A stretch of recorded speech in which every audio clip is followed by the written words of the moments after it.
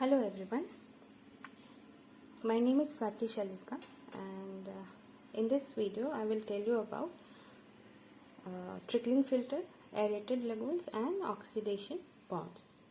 Okay, in my previous video I have already told you about treatment of water for public supply. Three standard categories of water testing. First is physical method, in which we have already studied about screening, grit chamber, fat and grease removal, flotation, equalization, basin, wastewater clarifier, sedimentation tank.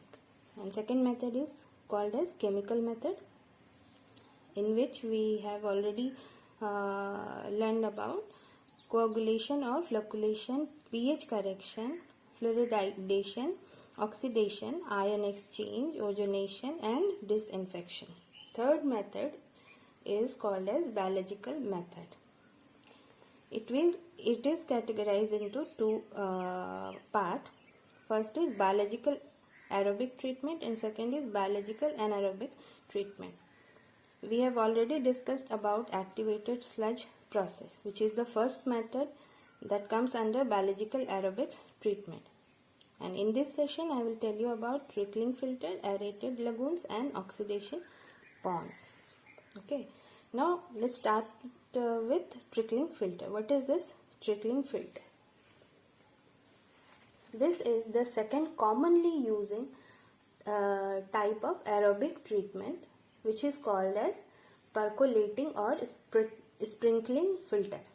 Okay, these filters are commonly used to remove compounds such as ammonia from the water after primary treatment. Right. The secondary effluent that settles will either enter a digest.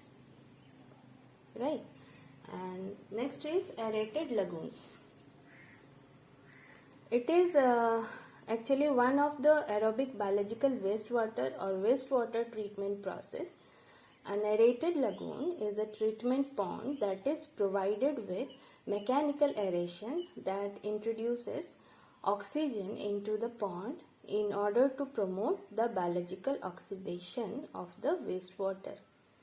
Okay, the effluent of aerated ponds may be reused or used for recharge, but settled sludge requires further treatment. Okay. And last is oxidation pond. The ponds involve an interaction between bacteria, algae and other organisms which feed on the organic matter received from the primary effluent. These ponds are also productive because it generates effluent that can be used for other applications. Overall, the process is slow and requires large areas of land. Okay. Typically, oxidation ponds are used in areas with small population where land is readily available. Okay. So this is all about biological aerobic treatment. We have already discussed this biological anaerobic treatment. So this is all about treatment of water for public supply. I hope I made myself clear. Thank you.